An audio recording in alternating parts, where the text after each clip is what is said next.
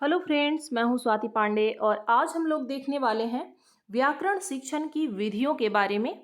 देखिए, यह एक ऐसा टॉपिक है जिससे प्रत्येक वर्ष एक प्रश्न पूछे ही जाते हैं, तो आज हम लोग इसी को देखेंगे। चलिए शुरू करते हैं फिर। देखिए, पहला है हमारा निगमन विधि।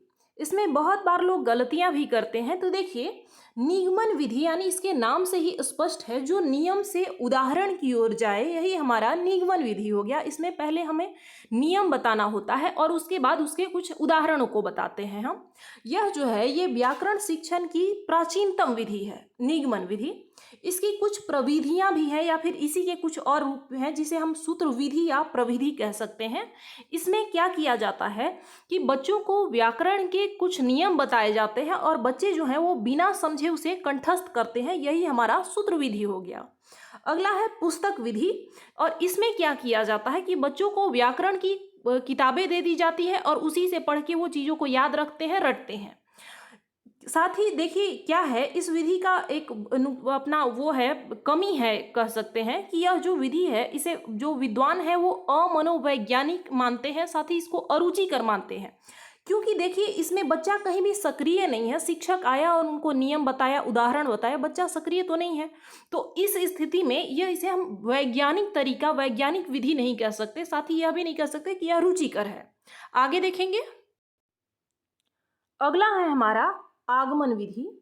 देखिए, अगर आपको निगमन याद है तो आगमन को याद रखना बहुत ही आसान है। निगमन में क्या होता है कि नियम से उदाहरण की ओर जाते हैं, वैसे ही ठीक उसका उल्टा होता है आगमन विधि में। पहले हम उदाहरण लेते हैं और उससे एक सामान्य सिद्धांत, सामान्य नियम तक पहुंचते हैं। इस विधि के 4 पद हैं। कौन कौन से? पहला है उदाहरण। हम बच्चों के सामने एक ही तरह का कुछ अन्य अलग अलग उदाहरण देते हैं जो कि एक ही नियम पर लागू होते हों। वैसे अब एक उदाहरण नहीं बल्कि कई उदाहरण देते हैं। बच्चे उन उदाहरणों का निरीक्षण करते हैं कि सब में कुछ ना कुछ एक समान है और उसके बाद वो सामान्यीकरण करते हैं, यानी उसमें एक सामान्य जो कॉमन नियम है हमारा वो उनके सामने निकल के आता है और फिर वो परीक्षण करते हैं, वो उस नियम को समझते हैं, उसको याद करते हैं और उसे जानते हैं। यह जो विधि है यह सरस है, रुचिकर है और बच्चों को मतलब अच्छा लगता है, वो उनकी मानसिक स्तर के अनुसार है और यह मनोवैज्ञानिक भी है।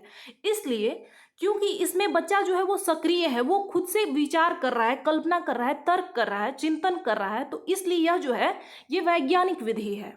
आगे देखेंगे। तीसरा है हमारा भाषा संसर्ग विधि। यह जो विधि है यह माध्यमिक स्तर के विद्यार्थियों के लिए उपयोगी है। इसमें क्या किया जाता है कि जिन लेखकों को भाषा का अच्छा ज्ञान है, उन लेखकों की जो रचनाएं हैं, जो कृतियां हैं, वो बच्चे को पढ़ने के लिए दिया जाता है ताकि उन चीज़ों को पढ़े और वो व्याकरण के जो शुद्ध रूप हैं, शुद्ध नियम हैं, वो उसे समझ में आए, वो उसे जाने, उससे परिचित हो। तो यही है हमारा भाषा संसर्ग विधि। अगला है हमारा प्रयोग विधि। देखिए, इसमें कुछ सोपान है, कुछ चरण है इसके। पहला है उदाहरण। पहले बच्चे के सामने हम उदाहरण प्रस्तुत करते हैं, बच्चा उनमें तुलना करके उन्हें समझाते हैं, वो खुद भी तुलना करते हैं और उसका विश्लेषण करते हैं, यानी देखते हैं कि आखिर दोनों में अंतर क्या है और जो कुछ भी नियम अलग एक निकल के आता है निष्कर्ष के रूप में, तो इसे ही हम लोग एक नियमीकरण कह सकते हैं और उसमें हम एक सामान्य निष्कर्ष तक पहुंचते हैं और उसके बाद उस उदाहरण को लेके, उसी नियम को लेके कुछ और भी प्रयोग करते हैं, साथ ही उसका अभ्यास प्रश्न भी करते हैं। तो यही हमारा प्रयोग विधि है। एक तरीके से हम कह सकते हैं कि यह आगमन विधि की तरह ही है, लेकिन इसमें मुख्य अंतर क्या है कि इसमें हम लोग बच्चा जो है वो वहाँ पे प्रयोग कर रहा है, मतलब जो नियम उसने सीखा उसका तुरंत से अभ्यास कर रहा है, अप्लाई करके देख रहा है कि आखिर ये किस किस जगह पे लागू होता है। तो यही हमारा प्रयोग विधि है। आगे देखेंगे। अगला है प्रत्यक्ष भाषा शिक्षण विधि। देखिए, इसमें क्या किया जाता है कि बिना बच्चे को व्याकरण की शिक्षा दिए, बिना उसका ज्ञान कराए, भाषा के शुद्ध रूप करने के अवसर प्रदान करती है, भाषा का शुद्ध रूप जानने का अवसर देती है।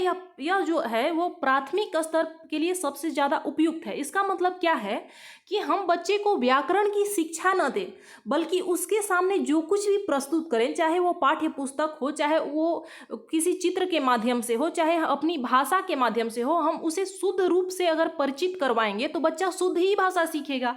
फिर वो व्याकरण न भी सीखे तो क्या उससे फर्क पड़ना है, जबकि वो शुद्ध रूप से भाषा प्रयोग को सीख रहा है तो उसे कोई विशेष फर्क नहीं पड़ता कि वो व्याकरण के नियम को रटे।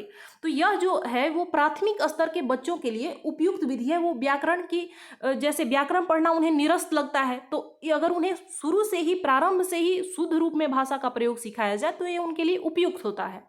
अगला है हमारा खेल विधि। यह भी जो है ये प्राथमिक स्तर के बच्चों के लिए ज़्यादा उपयोगी है, क्योंकि बच्चे इस उम्र में ज़्यादातर खेलना जो जिसमें सक्रिय रूप से सीखें वो ज़्यादा पसंद करते हैं। तो खेल विधि जो है वो प्राथमिक स्तर के बच्चों के लिए बहुत ज़्यादा उपयुक्त है। ये कह सकते हैं कि इसमें क्या किया जाता है कि व्याकरण के नियम को सिखाने के लिए क्या किया जाता है कि किसी खेल के द्वारा सिखाया जाता है। जैसे शब्द रूप हो गया हमारा, या लिंग के बारे में हो गया, तो विभिन्न प्रकार के खेल दिए जाते हैं और इसके माध्यम से बच्चे इन नियमों को सीखते हैं।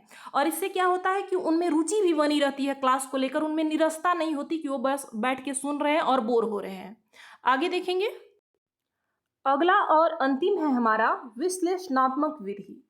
इसे एक प्रकार से हम कह सकते हैं कि यह आगमन विधि और निगमन विधि दोनों को मिलाकर बना है, दोनों को जोड़कर बना है। इसमें क्या किया जाता है, सबसे पहले उदाहरण से हम नियम की ओर पहुंचते हैं, फिर उस नियम का विश्लेषण करते हैं और उसके बाद उसका परीक्षण करते हैं कि फिर से उस उदाहरण की ओर बढ़ते हैं। पहले उदाहरण से नियम की ओर बढ़ेंगे, फिर नियम से हम लोग धीरे धीरे उदाहरण की ओर बढ़ेंगे, विश्लेषण करेंगे, तुलना करेंगे, फिर वो कहाँ पे उपयोगी है वो नियम, कहाँ पर नहीं उपयोगी है, इस बात का परीक्षण करेंगे और फिर उसके कुछ सामान्य उदाहरण की ओर बढ़ेंगे। यानी कि आगमन विधि में हम क्या करते हैं, उदाहरण से नियम की ओर बढ़ते हैं, और उसके बाद निगमन विधि में क्या करते हैं, नियम से उदाहरण की ओर बढ़ते हैं। तो इसमें क्या किया गया है, उदाहरण से नियम की ओर बढ़े और उसके बाद नियम से फिर हम लोग उदाहरण की तरफ पहुंचे। तो हम कह सकते हैं कि यह आगमन विधि और निगमन विधि का योग है।